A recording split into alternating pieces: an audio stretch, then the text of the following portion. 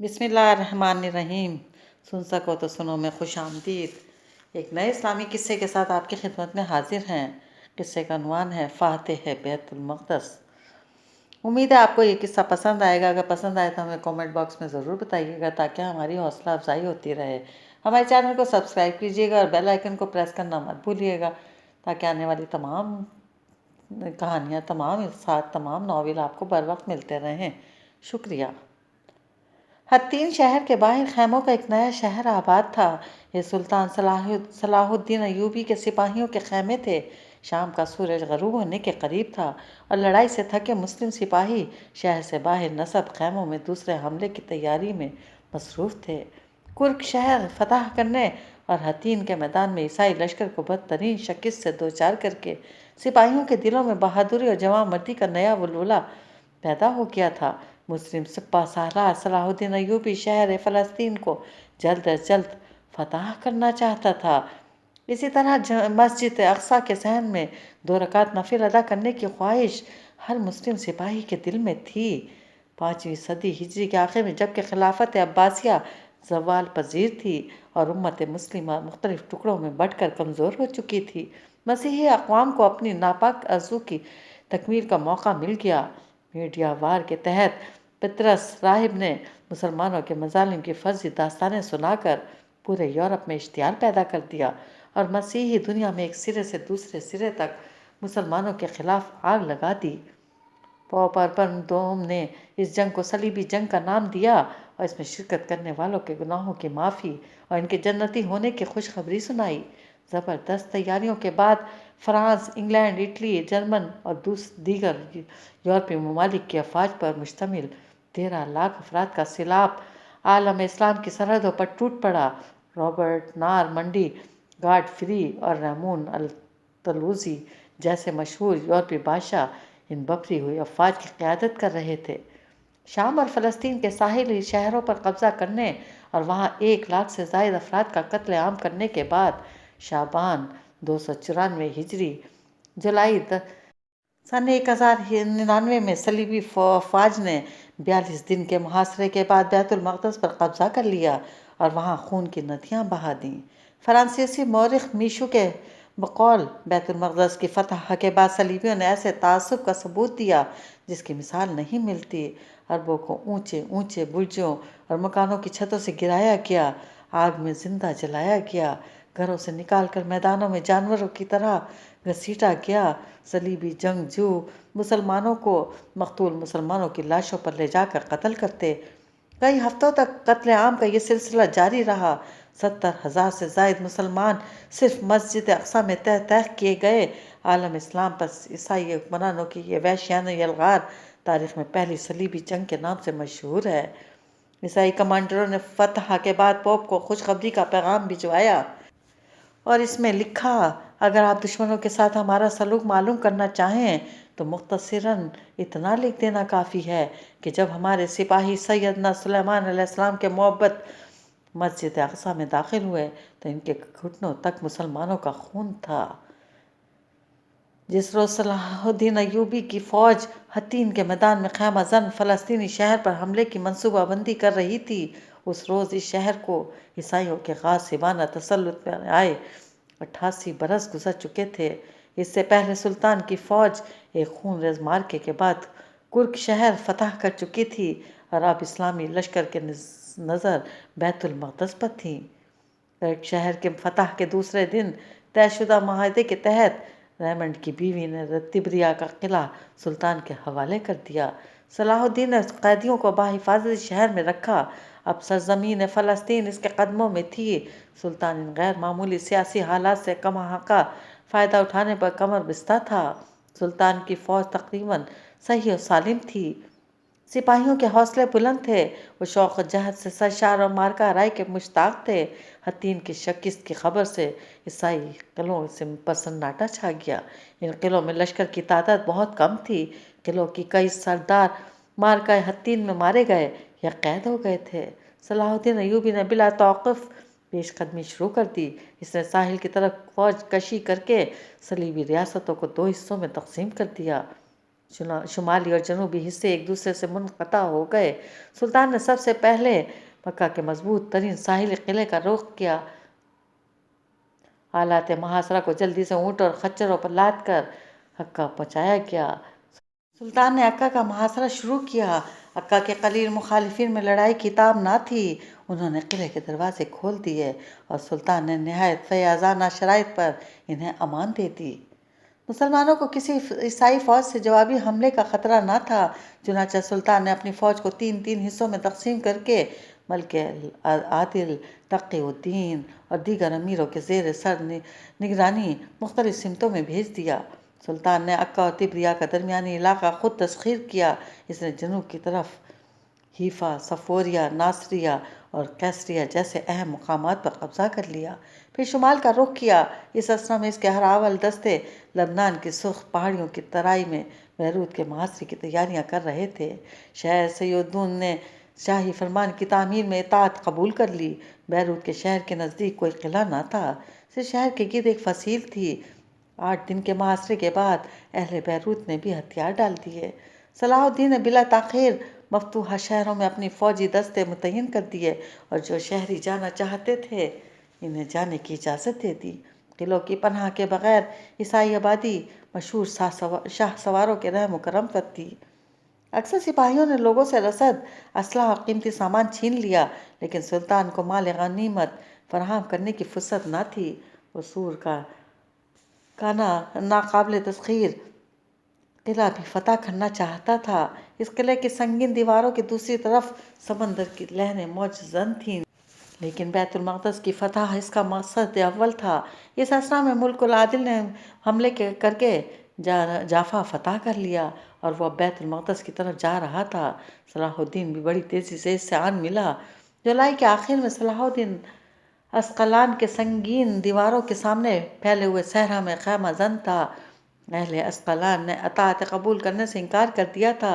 اسقلان کے 12 فٹ چوڑی دیواروں اور بلند برجوں کی دوسری طرف بندرگاہ واقع تھی۔ جیسے عکا وسطی فلسطین کی اہم بندرگاہ تھا، ویسے ہی اسقلان جنوبی فلسطین کی مرکزی بندرگاہ تھی۔ مصر کی شاہراہ اسقلان کے قریب سے گزرتی تھی۔ مسلمان اسے عروس الشام کے نام سے پکارتے تھے۔ صلاح الدین اس اہم شہر کو کیوں کر چھوڑ دیتا؟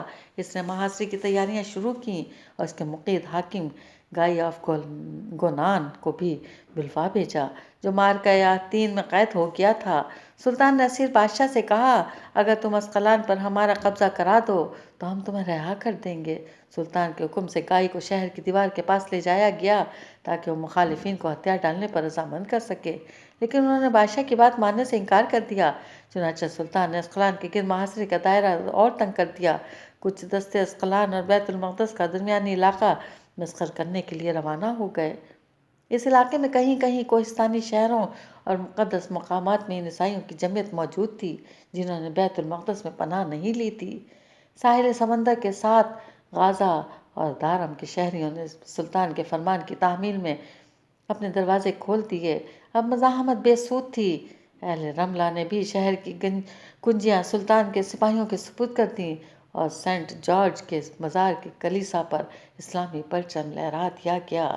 دامن کوہ میں واقع ابلین کے مستحکم قلعے نے اپنے محبوب حاکم بالین کی رہائی کے عوض ہتھیار ڈال دیے۔ بیت المقدس کے عین قریب میں بیت الجبریل اور بیت لحم جیسے راہبوں کے مرکز کو مغلوب اور مسیحی فلسطین سے اسقلان کا رابطہ منقطع ہو چکا تھا۔ امداد کی کوئی توقع نہ تھی۔ بالآخر 4 ستمبر کو اہل اسقلان سلطان سے امان کی شرائط طلب کرنے پر مجبور ہو گئے۔ 2 مہینوں کی قلیل مدت میں صلاح الدین اس ارض مقدس پر چھا گیا تھا جسے فتح کرنے کے لیے صلیبیوں کی کئی پشتیں مار کر ہرا رہی تھیں، اور اس سلسلے میں انہوں نے جان و مال کی بیش و بہا قربانیاں دی تھیں۔ اگرچہ مشرق میں پہاڑوں کی بلندیوں پر چند قلعے باقی رہ گئے تھے، لیکن ان کی اہمیت ختم ہو گئی تھی۔ ان قلعوں سے ملحقہ مسلمانوں کے قبضے میں تھے اور ساحل سمندر سے ان کا راستہ کٹ چکا تھا۔ ان کی قسمت کا فیصلہ چند روز کی بات تھی۔ یہ قلعے ان چوٹیوں کی طرح تھے جن کے دامن میں خوفناک سیلاب آ جائے۔ وہ سیلاب کی تباہ کاریوں سے تو محفوظ رہیں لیکن سلسلہ کوہ سے منقطع ہو جائیں۔ صلاح الدین کے دل میں بیت المقدس کی فتح کی خواہش چٹکیاں لے رہی تھی۔ بیت المقدس مسلمانوں کا مقدس شہر اور مسجد الاقصی مسلمانوں کا تیسرا مقدس مقام تھا۔ یہاں سے متبرک چٹان تھی جس سے نبی اکرم صلی اللہ علیہ وآلہ وسلم معراج کو تشریف لے گئے، جو بیت المقدس کو اپنی فتوحات کا سرمایہ، فخر اور اپنی خوش قسمتی کا گراں بہا معاوضہ سمجھتا تھا۔ 20 ستمبر کو صلاح الدین کی فوج نے مغرب کی طرف باب داؤد کے مقابل ٹیلے پر خیمے گاڑ دیے۔ چند روز ہی پہلے بالن ڈی ایبلین بیت المقدس پہنچا تھا۔ مارکہ حطین میں لڑنے والے سرداروں میں سے صرف وہی اکیلا بیت المقدس واپس آیا تھا۔ اس مصیبت کے وقت میں ملکہ سبل اور شہزادی ایزابیل اپنے باہمی تنازعات کو بھول گئی تھیں۔ قلعے میں مفتوحہ علاقے کے گرجوں کے پادری اور مختلف شہروں کے پناہ گزین جمع تھے۔ ملکہ سبل اور اسقف اعظم ہر قلیع سے محل میں بڑی افسردگی سے مستقبل کے منظر بالین کی آمد سے پہلے تو شہر میں فن حرب کا کوئی ماہر بھی موجود نہ تھا۔ تنگ گلیوں میں پریشان عورتیں باتیں کرتی رہتیں۔ ٹمپلروں کے احاطے کے نیچے جہاں کبھی جنگی گھوڑے ہوتے تھے، اب وہاں خچر اور معمولی گھوڑے بندھے ہوئے تھے۔ مزار مسیح پر ہر وقت لوگ جمع رہتے، وہاں بوڑھے، نوجوان، عورتیں اور بچے، راہب، شامی عیسائی، لمبی قباؤں والے تاجر، خستہ حال زائر اور خاموش بیوائیں گریہ زاری میں مصروف رہتے۔ پادری ہر وقت دعائیں پڑھتے رہتے۔ قلعے کے برجیوں پر چند مسلح سوار پہرا دیتے اور گاہے بگاہے افسردہ خاطر سے بازاروں سے گزرتے دکھائی دے جاتے۔ سب نے بالین سے قلعے کی مدافعت کا ذمہ لینے کی درخواست کی۔ ان بیچاروں نے حطین کا خون آشام میدان نہیں دیکھا تھا، وہ اس المیہ حقیقت کو سمجھنے سے قاصر تھے۔ پھر کیسے باور کر لیتے کہ واقعی ہماری مسلح افواج کا نام و نشان مٹ چکا ہے؟ ان کا عقیدہ تھا کہ ضرور کوئی معجزہ رونما ہوگا اور بیت المقدس محفوظ رہے گا۔ کاش کہ بالین انہیں اس کی مخالفت کی کوئی تدبیر سمجھا دے، لیکن بالین نے فوج کی کمان سنبھالنے سے انکار کر دیا۔ اس نے انہیں صاف صاف بتا دیا کہ میری حیثیت آزاد شدہ اسیر سے زیادہ نہیں اور میں سلطان کے خلاف ہتھیار نہ اٹھانے کا حلف لے چکا ہوں۔ اس نے کہا، دیکھ لیجئے، میرے پاس تلوار نہیں ہے۔ لیکن لوگوں نے اتنا اصرار کیا، اتنی منت سماجت کی، وہ مجبور ہو گیا۔ اس نے صلاح الدین کو ایک خط لکھا اور اسے تمام صورتحال سے مطلع کرتے ہوئے اپنے اہل و عیال کی سلامتی کی درخواست کی۔ سلطان نے اسے جواب میں لکھا کہ میں تمہارے حالات سے واقف ہوں اور میں تمہارے اہل و عیال کی حفاظت کا وعدہ کرتا ہوں۔ بالین سے جو کچھ ہو سکا اس نے کیا۔ اس نے تربیت یافتہ لوگوں کو بلوایا۔ یہ تعداد چند سینکڑوں سے زیادہ نہ تھی۔ اس نے باقاعدہ رسم کے بغیر 50 کے قریب جاگیرداروں اور افسروں کو ذمہ دار بنا کر گرجوں کی دولت سے کچھ زر اور ڈھالیں خریدیں۔ کسانوں اور شہریوں اور زائرین کو اکٹھا کیا اور انہیں جنگ سے متعلق تربیت دی۔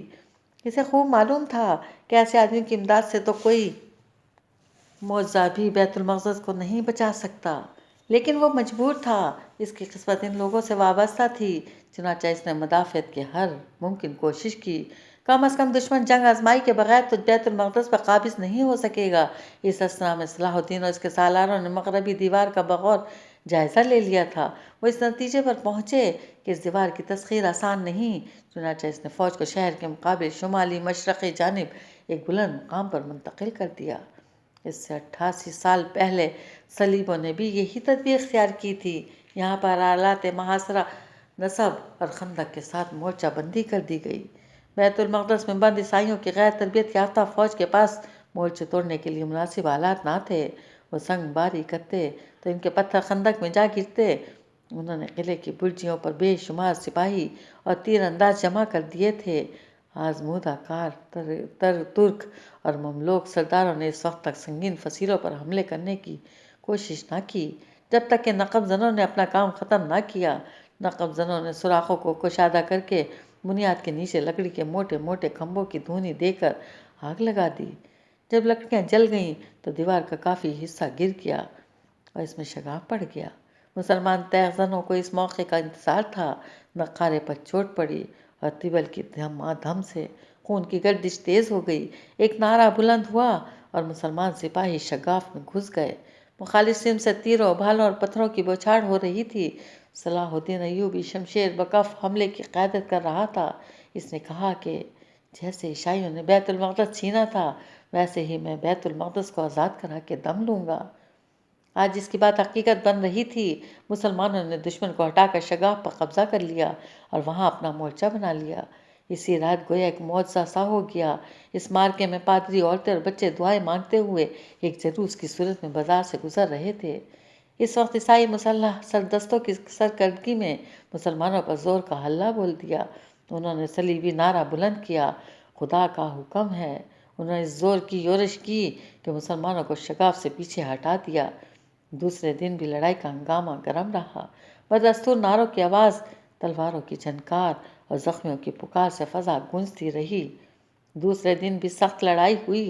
عیسائی سپاہی مسلمانوں کی سنگ بازی اور تیروں کے مقابلے میں بڑی بے جگری سے ڈٹے رہے۔ ہنگامی جذبے سے سرشار ہو کر انہوں نے صلاح الدین کو قاصدوں کے ذریعے پیغام بھجوایا، ہم نے حلف اٹھایا ہے کہ جیتے جیتے بیت المقدس سے دستبردار نہ ہوں گے۔ ہم اپنے گھوڑوں اور مویشیوں کو ذبح کر دیں گے، ساز و سامان کو گرجوں میں جمع کر کے آگ لگا دیں گے، گرجوں، تبرکات قربان گاہوں اور پارچات کو نظر آتش، عورتوں بچوں کو تہ تیک کر دیں گے۔ پھر ہمارے پادری اور سپاہی موت کو للکارتے ہوئے تم پر ٹوٹ پڑیں گے۔ اب یہ پیغام صلاح الدین ایوبی کے زیر غور ہی تھا کہ اسقف اعظم ہرقلیس بالین سے ملا اور کہا کہ ہمارے لیے یوں خودکشی کرنا مناسب نہیں۔ ذرا یہ خیال کرو کہ ایک مرد کی موت کے ساتھ 50 عورتیں اور بچے ہلاک ہوں گے۔ ہمارے لیے یہی بہتر ہے کہ شہر مسلمانوں کے حوالے کر دیں اور عیسائی ممالک کو چلے جائیں۔ بالین نے اسقف اعظم کی تجویز کو بغور سنا۔ دوسرے دن اس نے فوجی سرداروں سے مشورہ کیا اور صلح کی شرائط طے کرنے کے لیے صلاح الدین ایوبی کے پاس حاضر ہوا۔ روشن ضمیر سلطان شہر کو برباد کرنے کا کوئی ارادہ نہ رکھتا تھا۔ اس نے اہل فلسطین کو حفظ ایمان سے شہر چھوڑنے کی اجازت دے دی۔ انہیں اسلحہ اور ساز و سامان ساتھ لے جانے کی بھی کھلی چھٹی تھی۔ نقدی کے سوا وہ ہر چیز لے جانے کے حقدار تھے، البتہ ہر مرد کو 10 اشرفیاں، ہر عورت کو 5 اشرفیاں اور ہر بچے کو 1 اشرفی بطور زر فدیہ ادا کرنا لازمی تھا۔ سلطان نے انہیں بحفاظت بندرگاہوں تک پہنچانے کی ذمہ داری بھی قبول کر لی۔ ایسی فیاضانہ شرائط بالین کے خواب و خیال میں بھی نہ تھیں۔ اس نے فوراً شرائط قبول کر لیں۔ دوسرے دن عجیب منظر تھا۔ باب داؤد کے سوا شہر کے تمام دروازے بند تھے۔ اس دروازے سے انسانوں کا ایک لامتناہی قافلہ گزر رہا تھا۔ سفری لبادے پہنے عورتیں بھاری گھڑیاں اور وزنی کفچے اٹھائے آہستہ آہستہ چل رہی تھیں۔ بچے ان کے دامن تھامے ساتھ تھے۔ پیچھے پیچھے نوکر مویشیوں کی رسیاں کھینچتے اور بھیڑ بکریاں ہانکتے آ رہے تھے۔ بیمار گدھوں پر سوار تھے اور ان کی عورتیں ان کے پیچھے پیچھے چل رہی تھیں۔ پیدل راہب آہستہ آہستہ اپنے مرشدوں کے جلوں میں جا رہے تھے اور ان سب کے پیچھے مزار مسیح کی افسردہ گھنٹیاں بج رہی تھیں۔ امیر و غریب، دہقان و فقیر، راہب و تاجر، غرض یہ کہ سبھی نے بیت المقدس کو خیر باد کہا۔ خواتین کے جلوں میں ملکہ سبل، اس کی بہن اور مارکہ حطین کی بیوائیں شامل تھیں۔ کچھ عورتیں تو خاموشی سے نکل گئیں، لیکن کچھ عورتوں کی فریاد طلب نگاہیں سلطان کی تلاش میں سرگرداں تھیں۔ وہ سلطان کے حضور میں پہنچیں اور دو زانو ہو کر اپنے خاوندوں کی رہائی کی درخواست کی جو حطین کے جنگ میں اسیر ہوئے تھے۔ یہ عجیب دردناک منظر تھا کہ سرزمین فلسطین کی معزز بیگمات ایک مسلمان حاکم کے روبرو جھک کر طالب کرم تھیں۔ سلطان صلاح الدین نے ان کی فریاد کا احترام کیا۔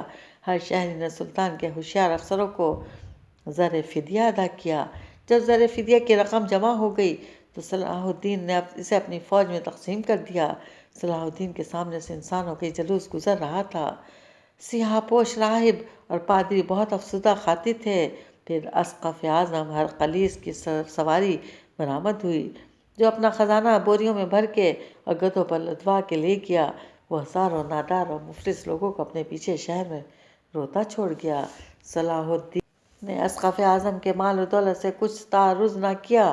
اس نے نادار لوگوں کو جو زر فدیہ ادا کرنے سے قاصر تھے سینٹ لازرس کے بغلی دروازے سے نکل جانے کی اجازت دے دی۔ اب ہجرت کا آخری مرحلہ شروع ہوا۔ کوچہ و بازار سے مفلس لوگوں کا ایک ہجوم ابل پڑا۔ خستہ حال، پھٹے پرانے کپڑوں میں ملبوس، مردوں اور عورتوں سے لاغر اور بیمار بچے چمٹے ہوئے وہ مزار مسیح کے مقدس صحن سے آہستہ آہستہ گزر رہے تھے۔ ان کی مایوس نگاہیں محراب، دروازوں، متبرک جسموں اور خاموش گھنٹیوں کو نہایت بے بسی سے بوسے دے رہی تھیں۔ وہ مڑ مڑ کر مزار مسیح کے گنبد کو دیکھتے اور مقدس پتھروں کو بار بار ہاتھوں سے چھوتے ہوئے گزرتے گئے۔ سڑک پر لوگوں کا بے پناہ ہجوم تھا۔ وہ بے بس اور مجبور کھڑے تھے۔ وہ حیران تھے کہ اب کیا کریں، اب کیا ہوگا۔ تھوڑی دیر کے بعد اسلامی فوج کے دستے نمودار ہوئے۔ انہوں نے لوگوں کو بحفاظت ساحل تک پہنچا دیا۔ شہر کو کوئی معجزہ نہ بچا سکا، البتہ یہ انوکھی بات ضرور ہوئی کہ مسلمانوں نے بغیر خون ریزی کے شہر پر قبضہ کر لیا۔ اس پر پرامن قبضے کی وجہ سلطان صلاح الدین کی رحم دلی اور فیاضی تھی۔ مسلمان اس فتح کو تائید الہی اور نصرت ربانی کی دلیل سمجھتے تھے، کیونکہ فتح حتین جمعے کے دن ہوئی تھی اور اہل بیت المقدس نے بھی جمعے ہی کے دن ہتھیار ڈالے تھے۔ تیز دم قاصد 2 ملکوں کی یہ خوشخبری لے کر گئے۔ الحمدللہ رب العالمین، جس نے ملک الناصر کی تلوار سے عیسائیوں کے رعب کو ختم کر دیا ہے۔ فتح کے فوراً بعد ہزاروں مسلمان مسجد اقصیٰ کی صفائی اور تطہیر میں مصروف ہو گئے۔ اس متبرک جگہ کو ٹمپلروں نے اپنے محل میں تبدیل کر رکھا تھا۔ دیواروں سے چنی ہوئی محرابیں دوبارہ کھول دی گئیں، گرجے سے قربان گاہ ہٹا دی گئی۔ دیواروں پر جو تصویریں نقش و نگار تھے، اس پر چونا پھیر دیا گیا۔ مرمری مجسموں کو توڑ دیا گیا، کیونکہ اسلام میں بتوں کی عبادت شرک ہے۔ فرشوں کو دھو کر گلاب سے معطر کیا گیا۔ قبلہ روح محراب میں لکڑی کا ایک منقش منبر رکھا گیا۔ یہ منبر سلطان نور الدین نے مسجد اقصیٰ کے لیے بنوایا تھا۔ صلاح الدین نے اپنے مرحوم آقا کی خواہش کا احترام کرتے ہوئے اس منبر کو منگوا کر مسجد اقصیٰ میں نصب کرا دیا۔ مسجد میں عمدہ قالین بچھائے گئے۔ پرخلوص مسلمانوں نے وضو کیا اور نماز کے لیے جمع ہو گئے۔ کافروں سے باز یافتہ مسجد میں مشتاق نمازیوں کا ہجوم تھا۔ چند لمحے بعد مؤذن مینار پر چڑھا، جہاں سے گھنٹیاں اتار دی گئیں۔ مؤذن کی پروقار آواز سے فضا میں ارتعاش پیدا ہوا اور وسیع نیلے آسمان تلے اذان گونجنے لگی۔ اللہ اکبر، اللہ اکبر، اللہ اکبر۔